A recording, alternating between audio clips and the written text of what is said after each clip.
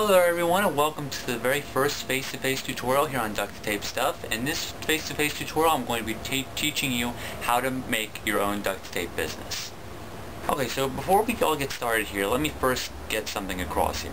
Yes, that is correct, I do not have my own duct tape business. Now, even though you may be thinking, well, if he doesn't have his own duct tape business, how is he going to teach me how to make my own? Well, even though I haven't made one, I don't really have the time to make one, I still put a lot of thought into how to make one in case I ever want to. I have thought about different processes to look at, different things to watch out for, just various ways on how to get one started and up off the ground. So even though I don't have a duct tape business, I will be giving you a lot of great tips if you choose to start your own business.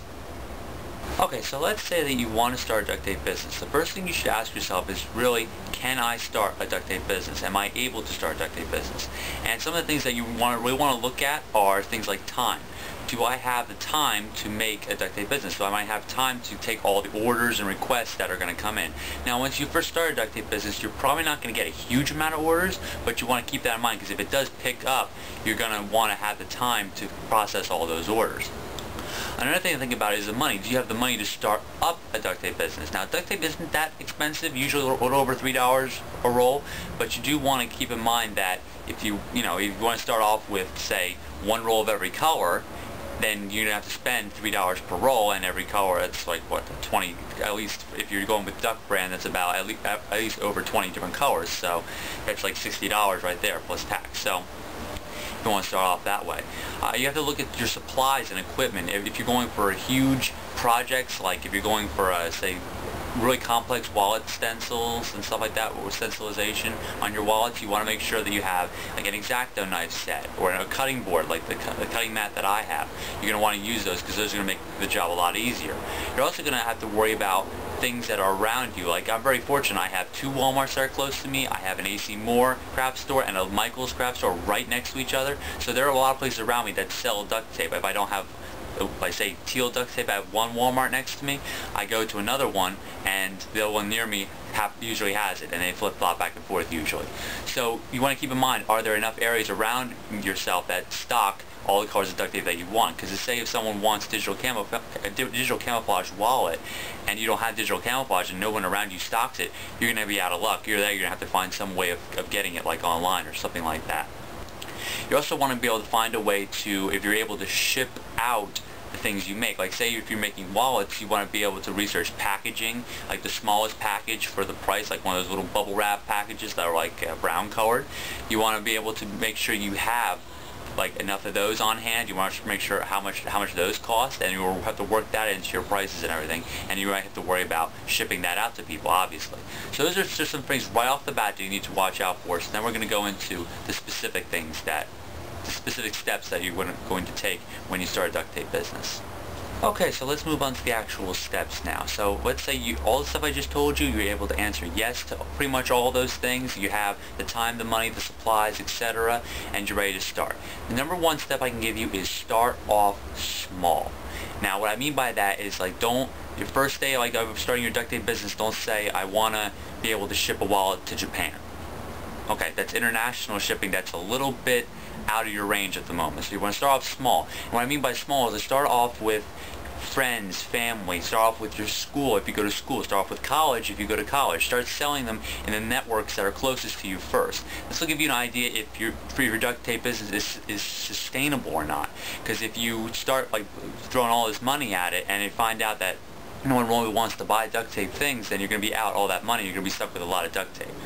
Not really a bad thing because you can make all this stuff yourself, but nevertheless you want to make sure that you have a base around you of people who are willing to buy it. So friends, people at school, if you go to school, you can put up posters. Just get your name out that way first, and then start off small with the networks that are closest to you first.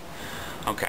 The second step, I'm going to say, is decide what you are selling. Okay. There are countless things that you can make out of duct tape. Book bags, bookmarks, wallets, book covers, flowers, you name it. So start off just really asking yourself, what do you want to sell? What are you going to have time to make?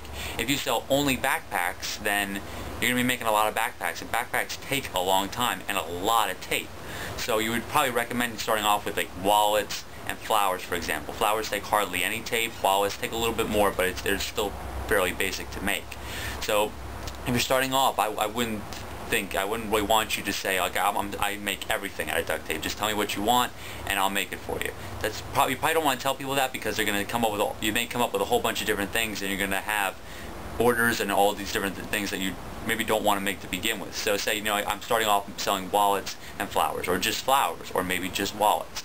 So come up with that first. You definitely want to have an idea of what you're starting off with and what you plan on making to begin with. The next thing you want to look at is, how are you going to get the word out? Now, part of running any business is making sure people know where you are, who you are, and what you do, and what you sell, more importantly. So you really want to research ways on how to get your word out. How do people know that you're selling duct tape things?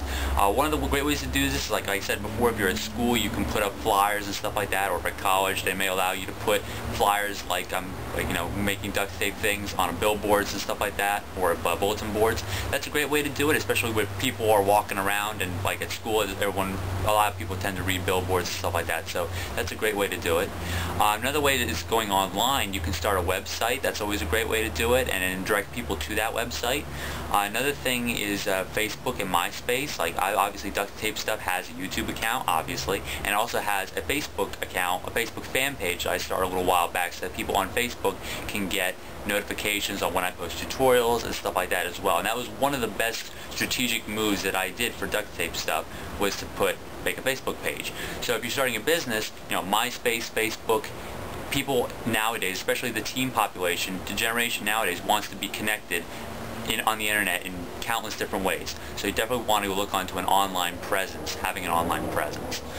Okay, so also, one of the greatest ways to get out your word is have business cards. Now you're thinking, maybe if you're 12 or 13 years old and you're watching this, you're thinking, a lot of people have built business cards, but they're much older than I am. I mean, do I really need business cards? Well, if you're making a duct tape business, you can make business cards for fairly inexpensive. They really aren't that expensive. Now, there's this great website called Vistaprint, and you can see at the bottom of on the subtitle here. You can check out that website, and they'll be able to make business cards for really cheap, and you can put stuff on, and they have a bunch of different designs on there. I used Vistaprint for a lot of my personal business cards a while back, so that's a great way to get the word out. Next we'll move on to our fourth step.